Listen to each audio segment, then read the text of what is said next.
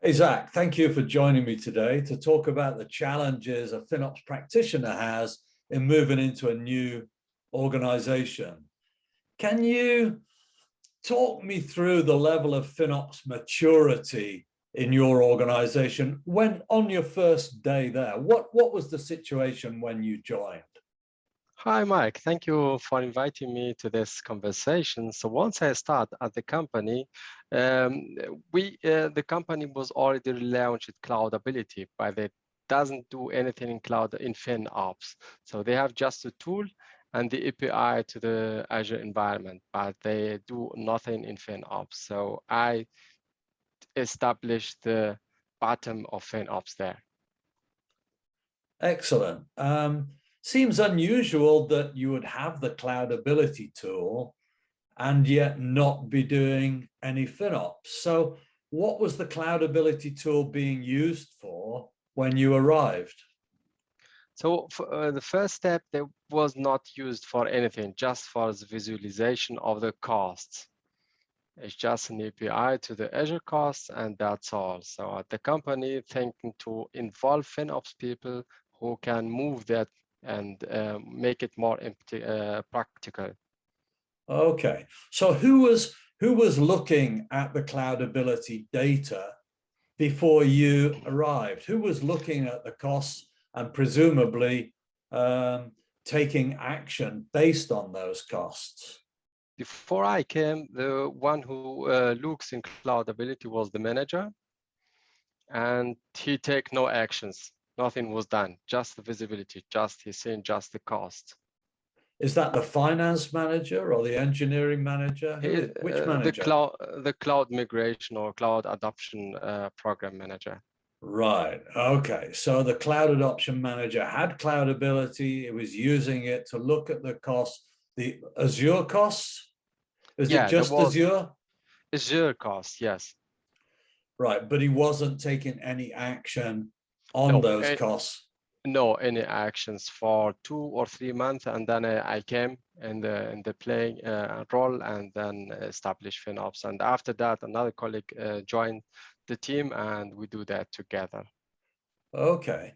So when you joined, did the manager give you a clear guidance as to what he wanted you to do, or did you just come with a plan already? I came with a plan already because I had a conversation about the position, and my plan was to establish FinOps to reduce the cost, and his plan was also to reduce the cost. Right. Okay. So where did you begin with reducing costs? What did you do first?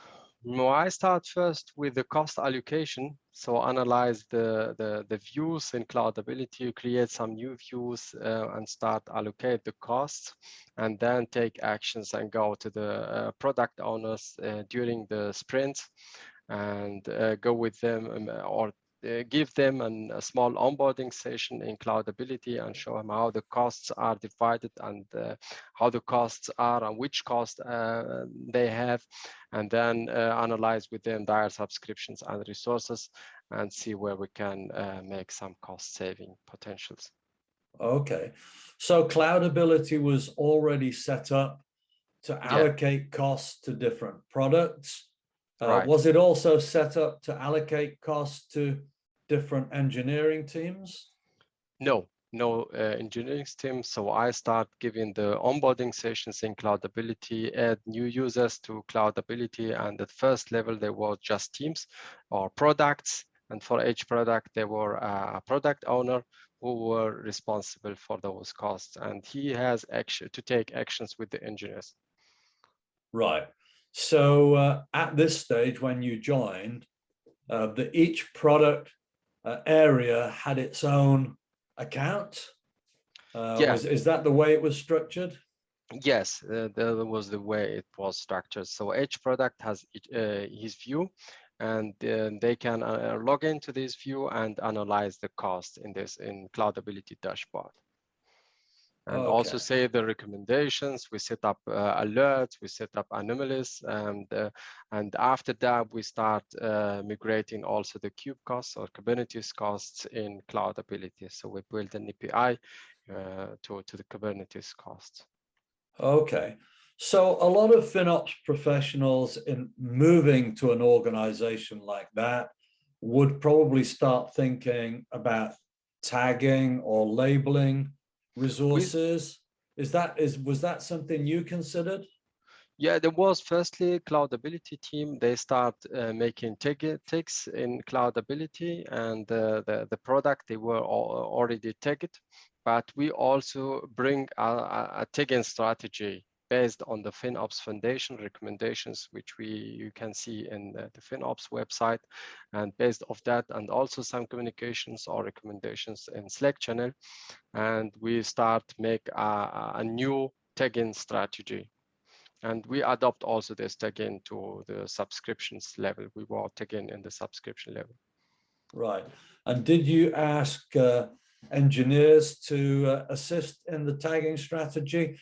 And did you involve the finance and product guys in those discussions? I involved the enterprise architecture team, which I was also a member in the enterprise architecture team. So I do some tasks in the architecture area from the FinOps or costs overview.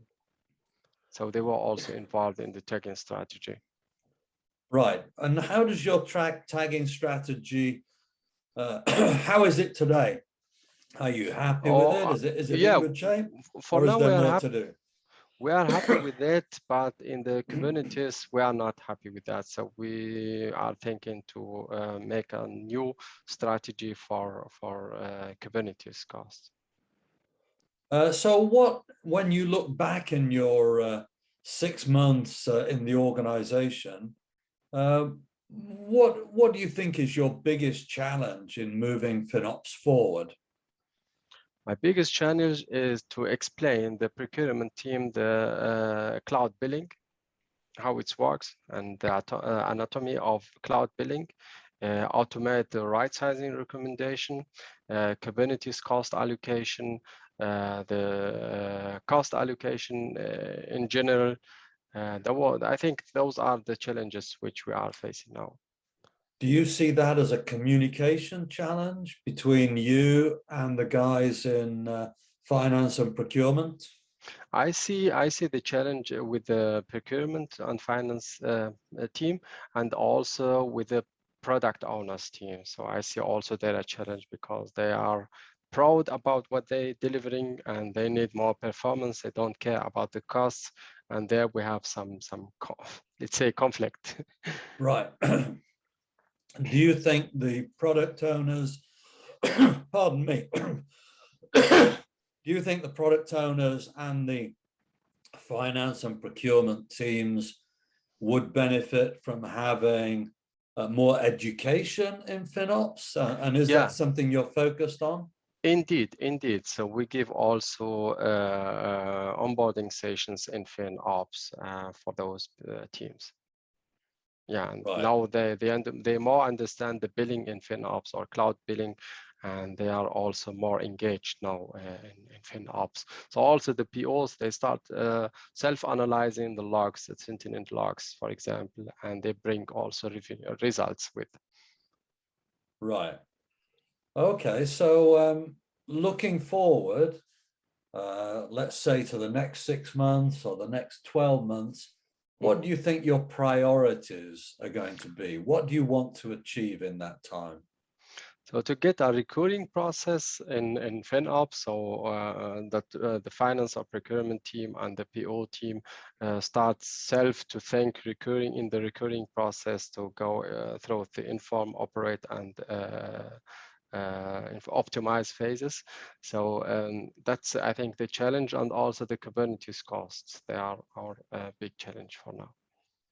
So you're seeing a major challenge as being to get the stakeholders to support continual iterations of the inform, optimize, operate life cycle phases. It's a non-ending process, so we need a continuous process with them so that they are continuously engaged in our FinOps topic and they understand what we do. Right. Is that a challenge because they tend to have the thought process that once you've done something, then that's it, it's done and it should last for a long time. Is that the problem?